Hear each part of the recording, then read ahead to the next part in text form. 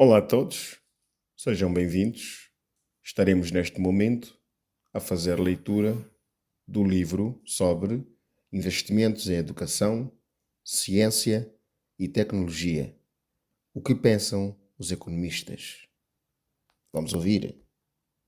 Introdução: Educação, Conhecimento e Inovação. Escrito por Jorge Wertheim e Célio da Cunha. A partir da última década do século passado, sobretudo após o advento da Declaração Mundial de Educação para Todos, aprovada pela Conferência de Jomtien na Tailândia em março de 1990, a Unesco daria início a um amplo movimento mundial com o objetivo de assegurar a todas as pessoas o atendimento de suas necessidades mínimas de aprendizagem. O processo de globalização tomava um novo e vigoroso impulso devido às condições políticas favoráveis e aos notáveis avanços da ciência e da técnica.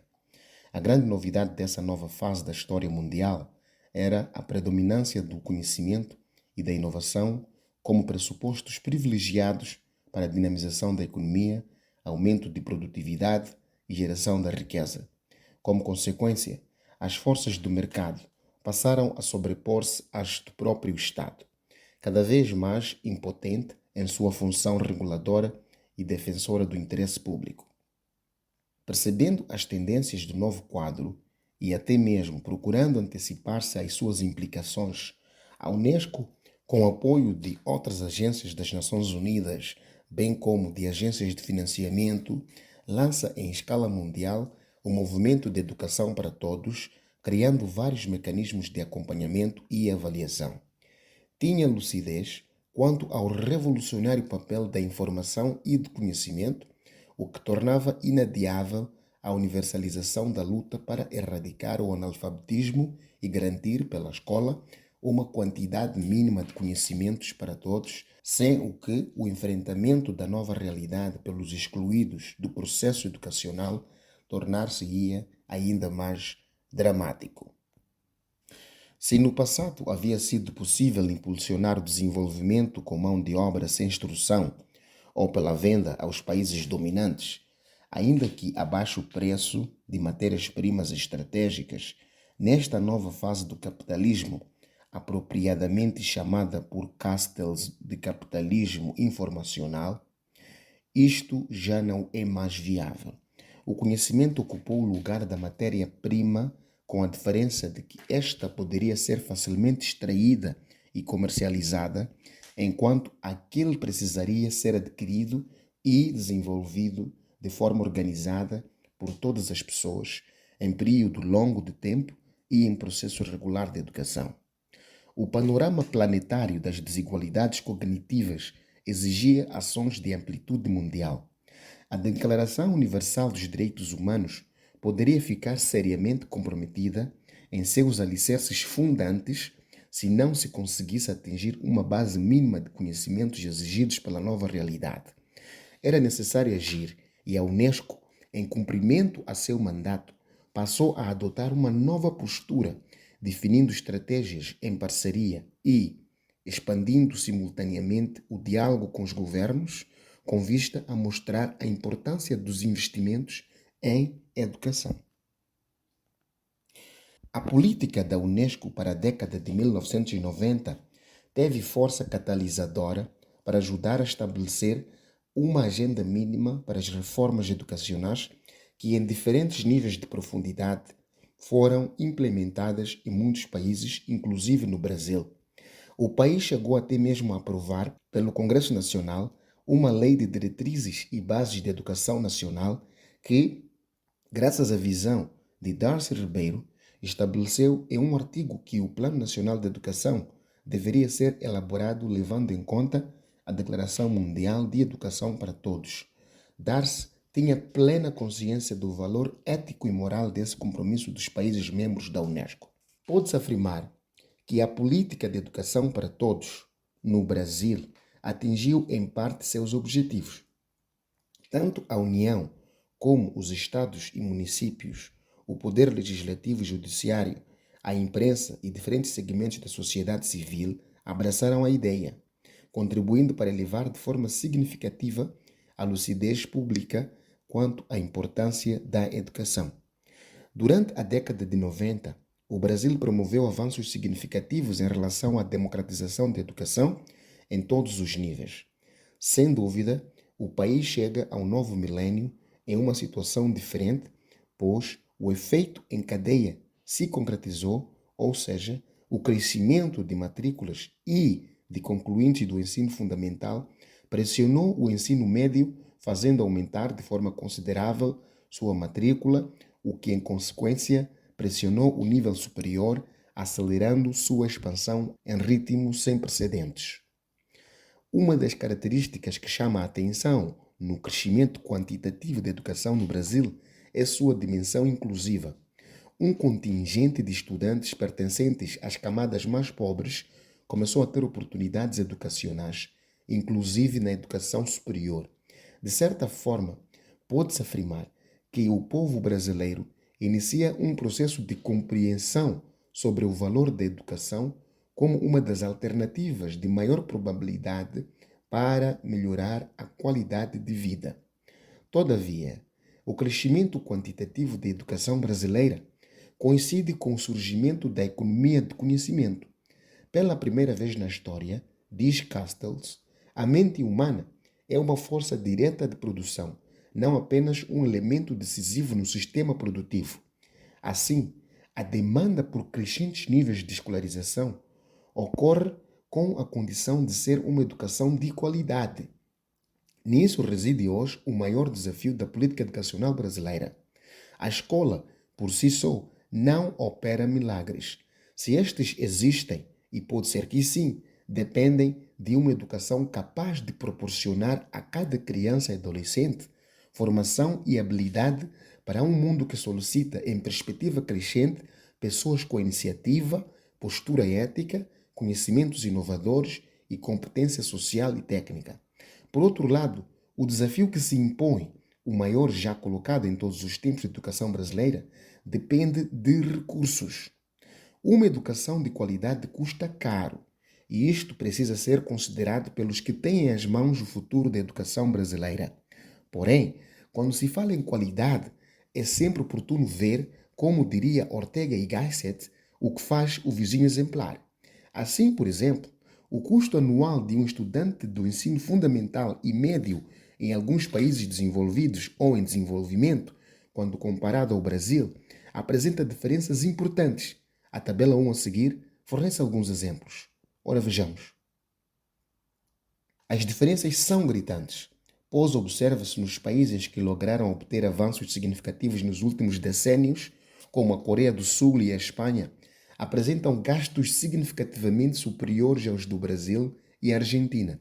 Se tomarmos como outra variável a remuneração docente, as diferenças acompanham as do custo anual de um aluno, como evidencia a tabela seguinte. Vejamos.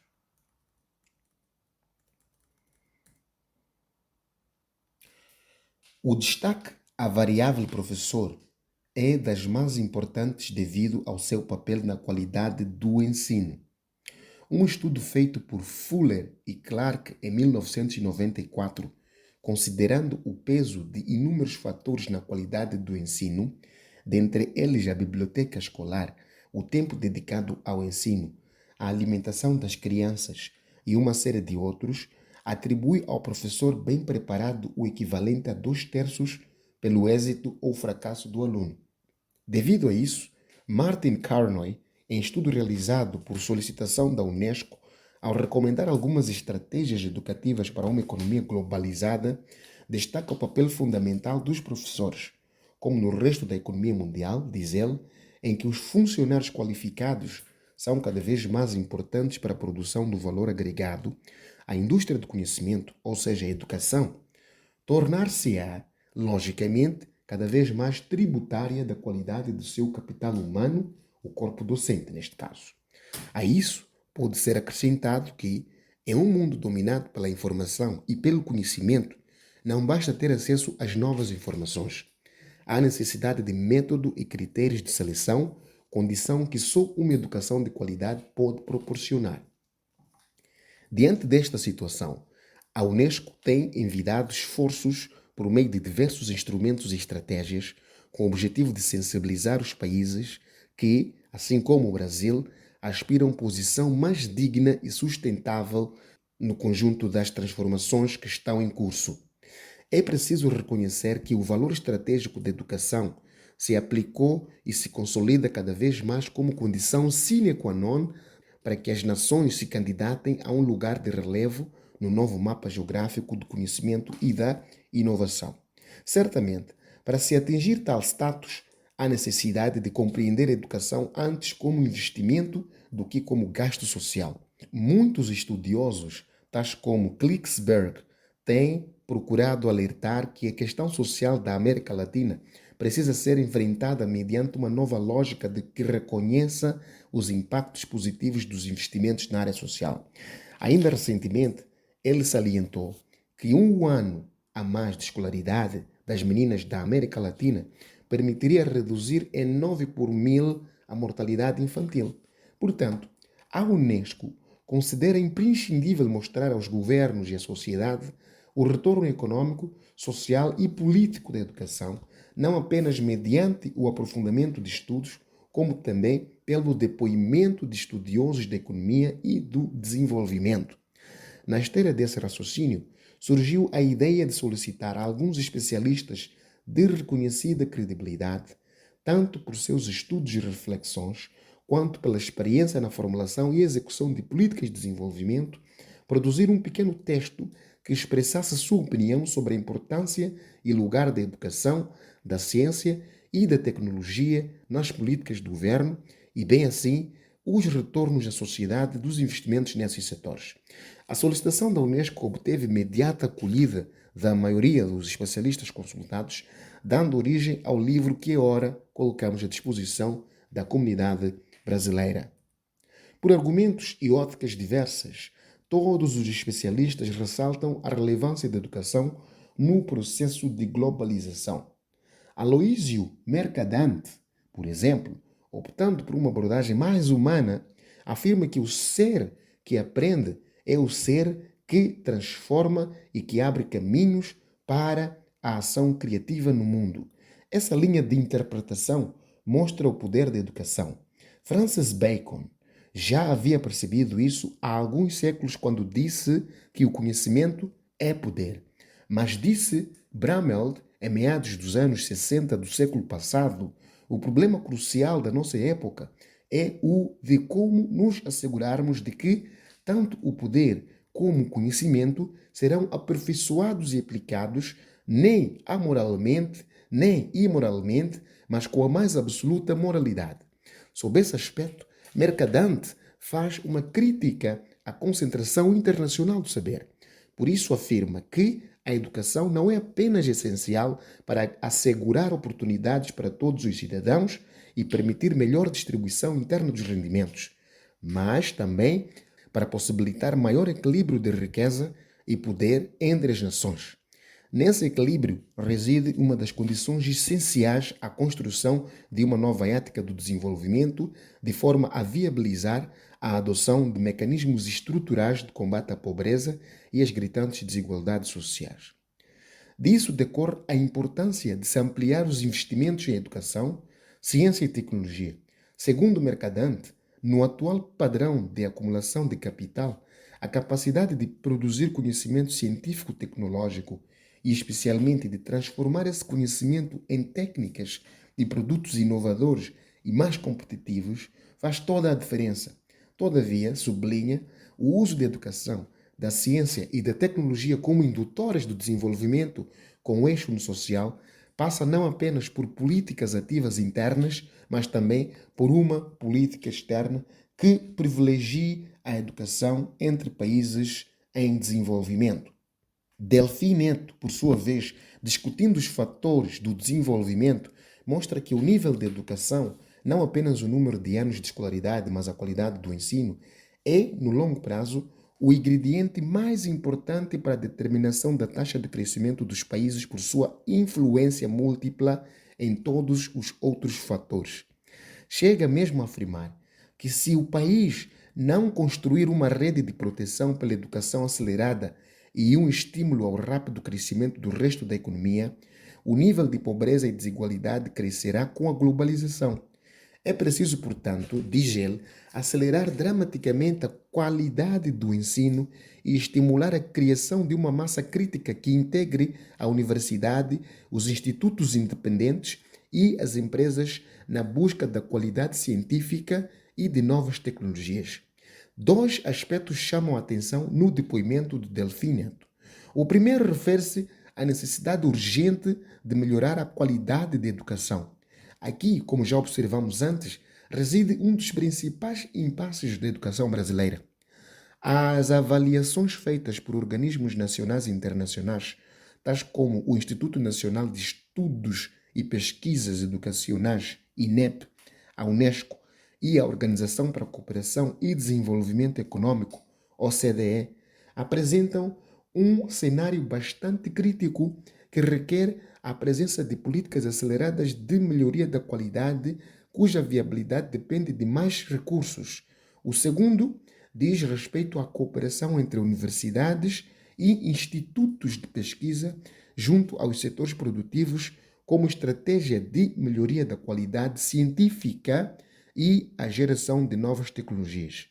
Como a reforma da Universidade Brasileira começa a ser discutida pelo Ministério da Educação, o momento é oportuno para a criação de mecanismos que facilitem essa integração. Já Antônio Candir, incluindo-se entre aqueles que consideram que somente com ações fortes em educação, ciência e tecnologia, um novo e duradouro ciclo de prosperidade irá irromper no país, em seu texto estabelece a conexão entre liberdade, criatividade, inovação e desenvolvimento econômico.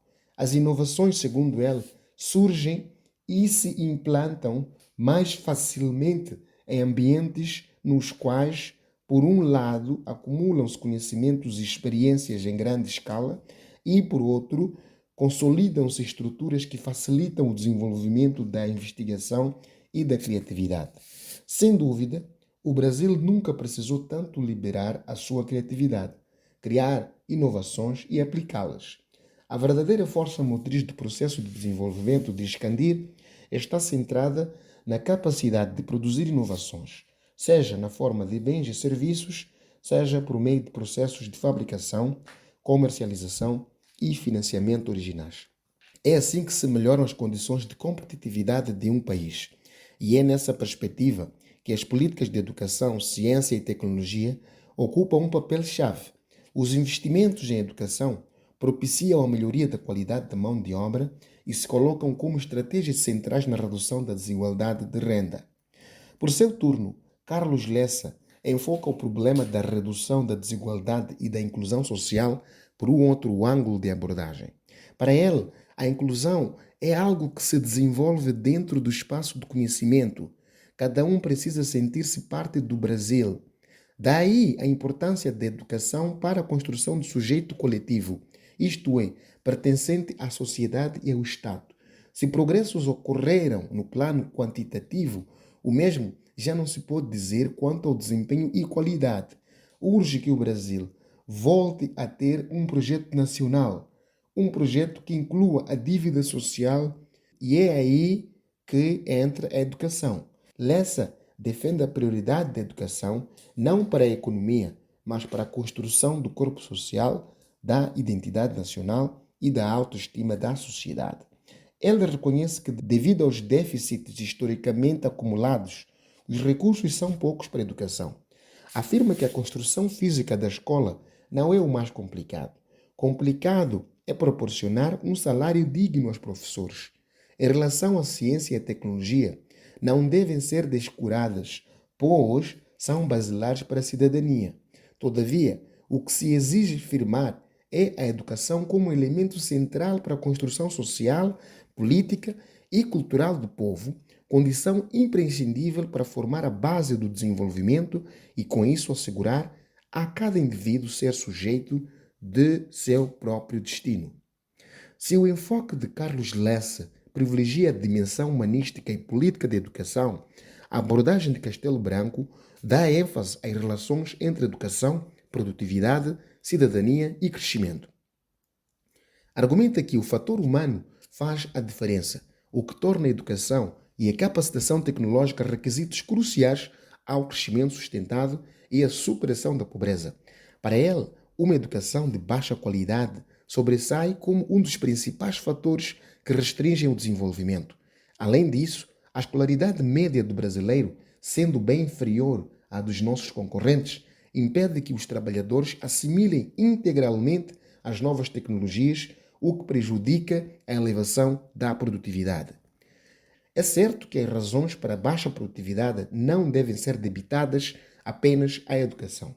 Regulação excessiva, tributação distorsiva, infraestrutura insatisfatória, cultura empresarial retrograda surgem como fatores que impõem limites à produtividade. Para superar esses entraves, há necessidade de políticas públicas empresariais específicas, mas tais políticas, ressalta o autor, podem ter seus resultados comprometidos sem o correspondente aumento do capital humano que se obtém pela educação em sentido amplo e pela qualificação e capacitação tecnológica em sentido mais restrito. Para José Guilherme Almeida Reis, há pouca atenção historicamente conferida ao principal instrumento de combate às desigualdades e à pobreza, que é a educação. Afeta os segmentos mais pobres da população, com problemas acumulados que vão exigir da geração atual e das futuras consideráveis esforços para solucionar.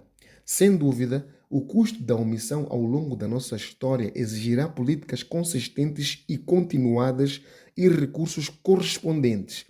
Todavia, observa, será difícil imaginar um substancial aumento de recursos para a educação, já que o Brasil tem outras carências igualmente desafiantes, como a miséria, a saúde e o saneamento.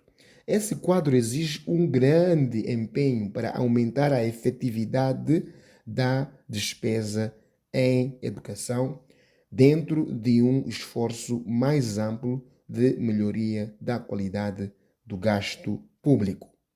Ao relacionar educação e crescimento econômico, Almeida Reis afirma que as mudanças tecnológicas aceleradas do fim do século XX reforçam o papel da educação para o crescimento sustentável.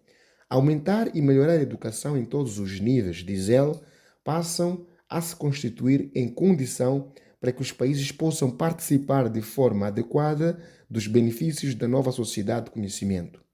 De um ponto de vista estritamente econômico, tudo indica que os retornos da educação estão se elevando, particularmente para os níveis mais altos de qualificação. A educação tem um papel-chave na explicação das diferenças de renda entre pessoas, regiões e países.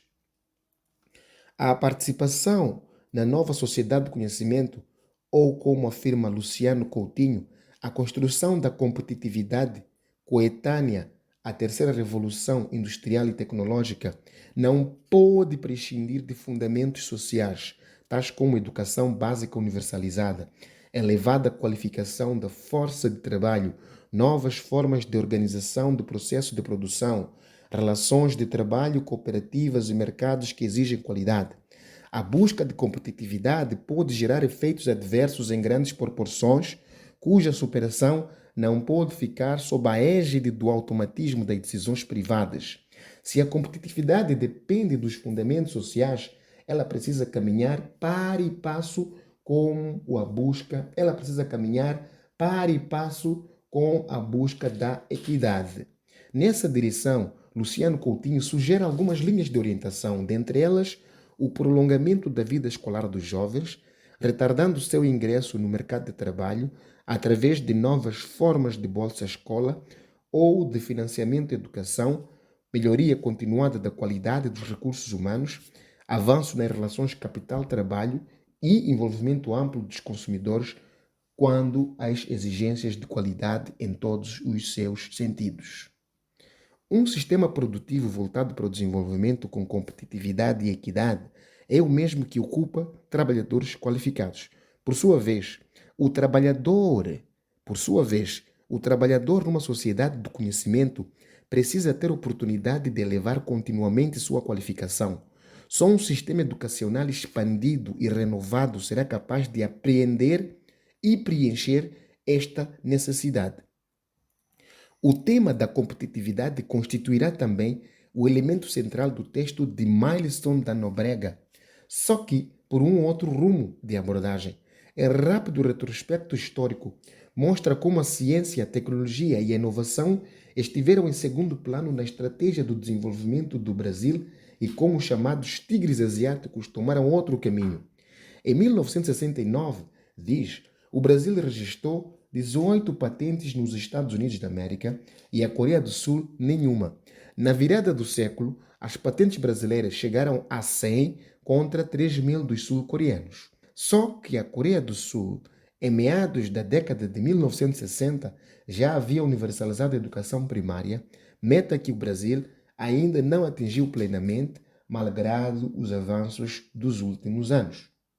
Para Nóbrega, a educação tem um papel fundamental nesse processo, pois os países em desenvolvimento precisam de conhecimentos para absorver tecnologia e, sobretudo, para saber o que procurar nos países avançados.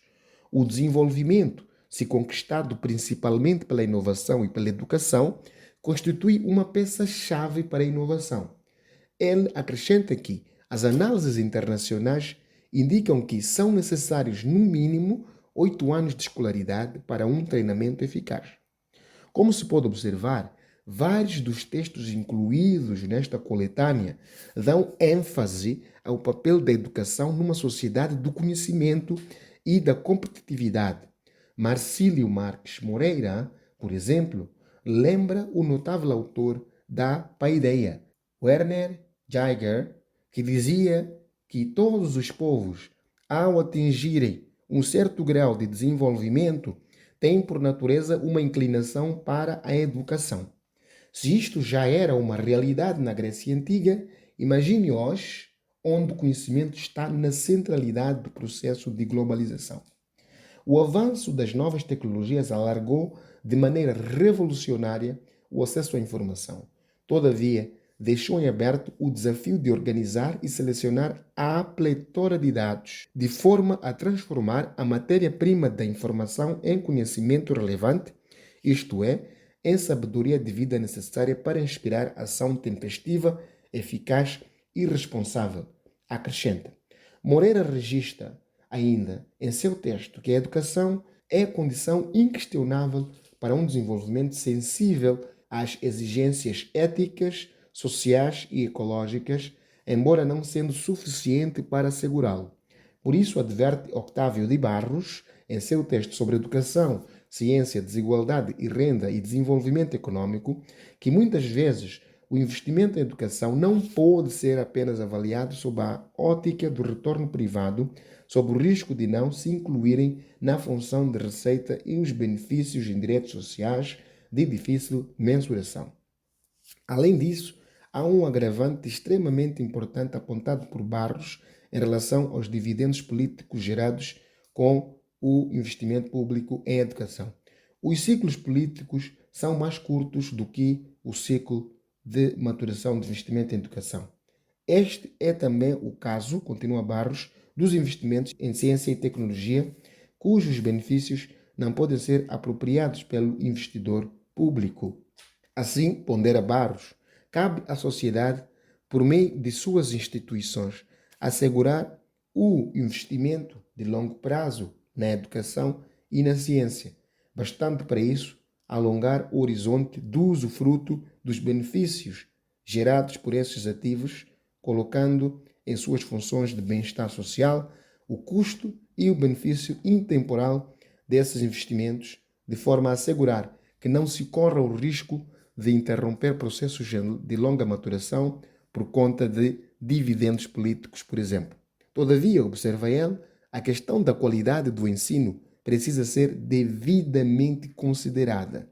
Porém, se por um lado se reconhece a importância dos investimentos em educação, por outro surge a pergunta: por que não se destina parcela maior dos recursos públicos à educação?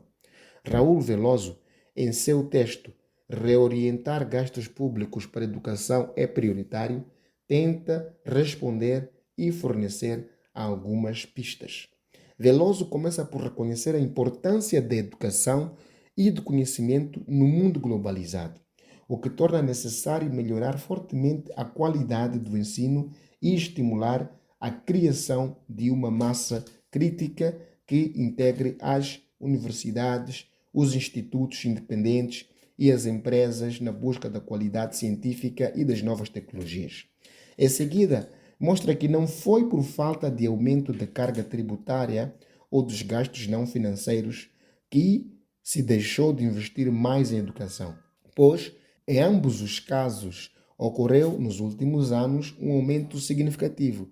Ele demonstra que a grande expansão da carga tributária se deu no tocante às contribuições sociais, tributos esses que são inteiramente cativos do setor de seguridade social. Além disso, o agravamento da situação macroeconômica, refletido no crescimento explosivo da dívida pública, levou as autoridades a utilizar parcela crescente da arrecadação de impostos para o pagamento de serviço da dívida. Diante disso, ele sugere que se repense profundamente a atual distribuição de recursos públicos entre os vários setores contemplados no orçamento de gastos não financeiros. Se repensar a atual distribuição dos recursos públicos de modo a ampliar os investimentos em educação, constitui uma medida necessária apontada por Veloso, Renato Bauman, em seu texto Consensos e Controvérsias sobre Educação e Tecnologia. Advoga a tese de que se há consenso no ponto de partida entre os economistas para aumentar fortemente a provisão de educação, tanto no campo teórico quanto no das evidências empíricas, ele se converte em discórdia quando se procura detalhar a melhor política para conseguir os objetivos de elevar o nível médio de educação e qualificação técnica de uma população. De um lado, há os que advogam invocando a lógica dos direitos naturais, a responsabilidade do Estado. Do outro, seguindo a lógica do mercado, alinham-se os que defendem a participação do setor privado na educação devido à limitação dos recursos públicos. Por essa lógica, a educação passa a ser um serviço ou um negócio como outro qualquer.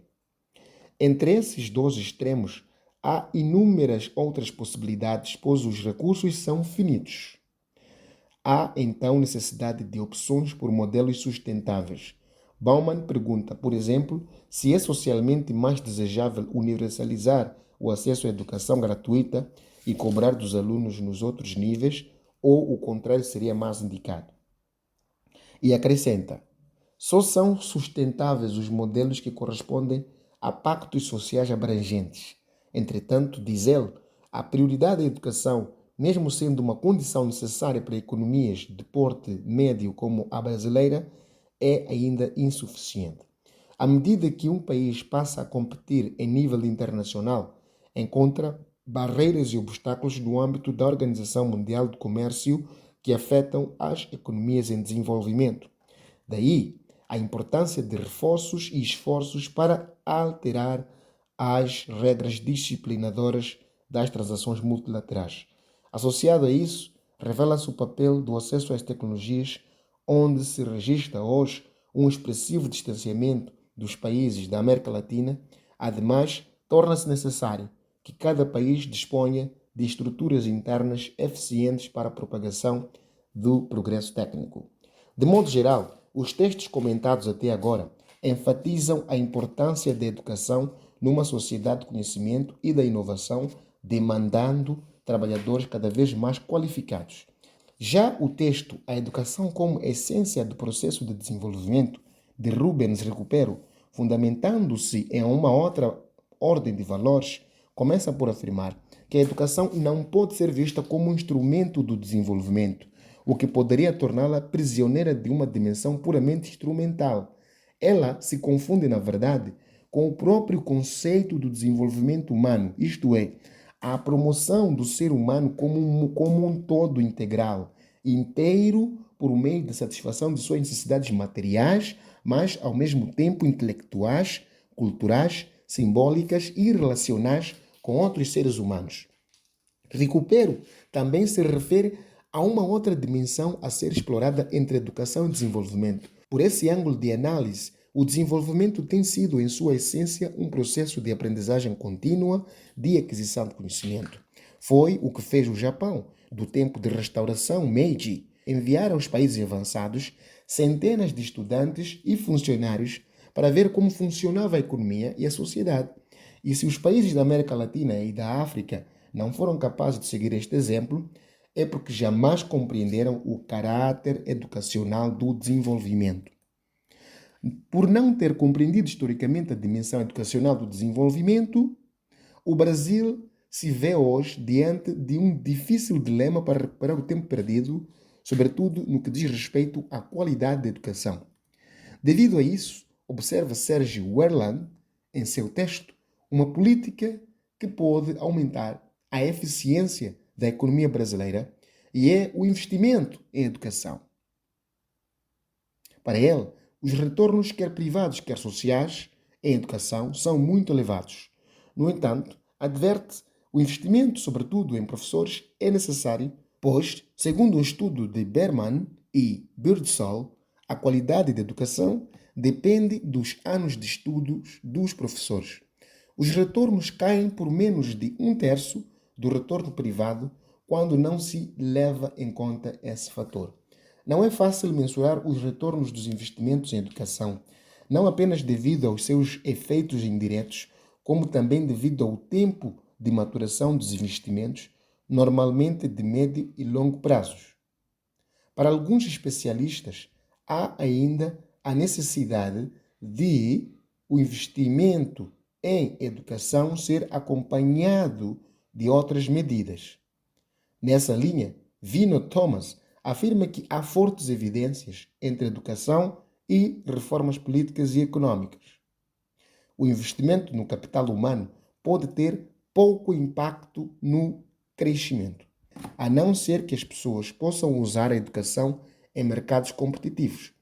Reformas que fortalecem a competitividade podem aumentar o retorno dado pela educação. Já as políticas econômicas que suprimem a competitividade tendem a reduzir dramaticamente o impacto do capital humano no crescimento. Thomas cita como exemplo o Bloco Soviético, que, apesar de ter atingido há décadas a alfabetização universal, fechou-se às ideias e ao comércio e, assim, sua economia estagnou. Isso também aconteceu com as Filipinas e o Sri Lanka.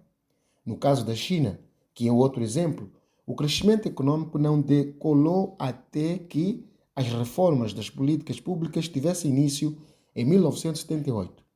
O avanço da China não pode ter sido alcançado somente com as reformas políticas.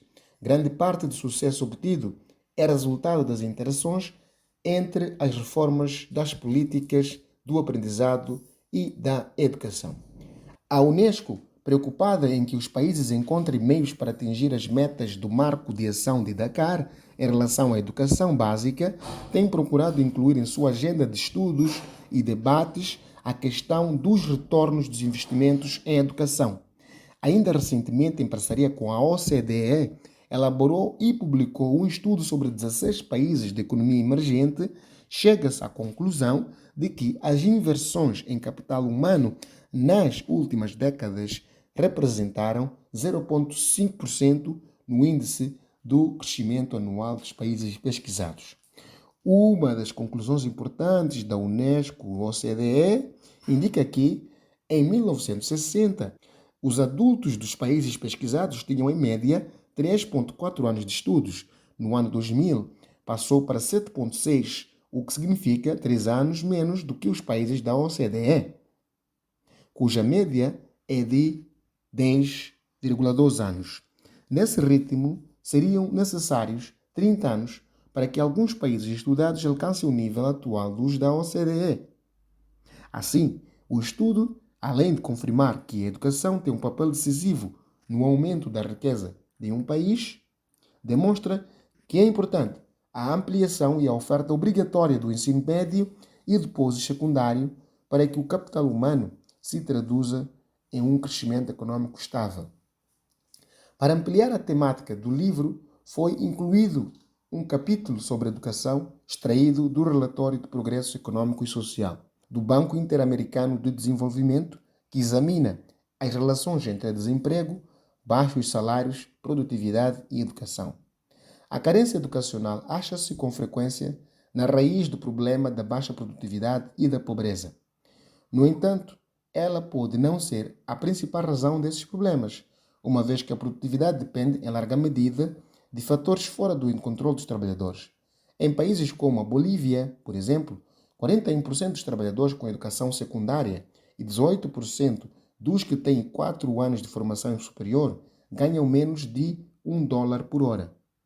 Há, dessa forma, a necessidade de complementar o esforço de educação com medidas para uma melhoria nas condições econômicas e institucionais básicas.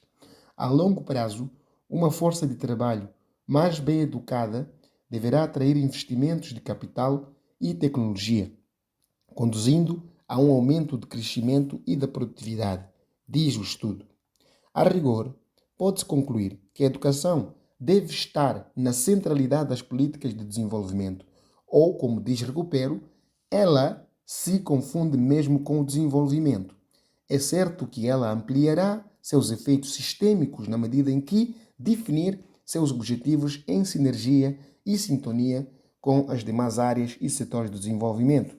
Disso decorre a importância de um planejamento integrado com visão de futuro. A educação tem uma dimensão transversal. Além disso, um sistema educacional de qualidade e abrangente constitui fator privilegiado para o desenvolvimento da ciência, da tecnologia e das inovações que são necessárias no âmbito do marco das mudanças que operam na sociedade. Como salienta Altfelder Silva, em artigo recente publicado na Folha de São Paulo, a valorização do fator humano é pressuposto básico de todo projeto de desenvolvimento. A base educacional, o conhecimento, o direito de estudar e a capacitação técnica da atual e das novas gerações para a realidade de um mundo em constante mutação constituem o maior desafio do país neste momento. Os depoimentos dos especialistas que contribuíram para viabilizar este livro mostram, com base em dados de pesquisa e de reflexões maduras, a essencialidade da educação e do conhecimento, bem como de suas aplicações no processo de superação da pobreza e da desigualdade. É certo que não poderá ser uma educação exclusivamente voltada para a competitividade que está invadindo todas as esferas da vida contemporânea. E, se assim fosse, ela subtrairia às crianças e jovens uma das suas maiores virtudes, que é a de possibilitar o desenvolvimento pleno das suas potencialidades. Ademais, o século XXI, como nenhum outro, demanda mentes capazes de transcender ao aqui e agora da competitividade, de forma a reservar energias e sensibilidade para uma construção mais planetária da solidariedade e da justiça social. Por outro lado, uma economia emergente como o Brasil, que tem na inclusão um dos seus principais desafios, precisa de sistemas de educação, ciência e cultura em condições e de democratizar o conhecimento e o saber, e, nesse sentido, possibilitar a ampliação do capital social e cultural. Para esse objetivo maior, a competitividade é um meio indispensável, sem dúvida, mas sob a supervisão da ética e da moral.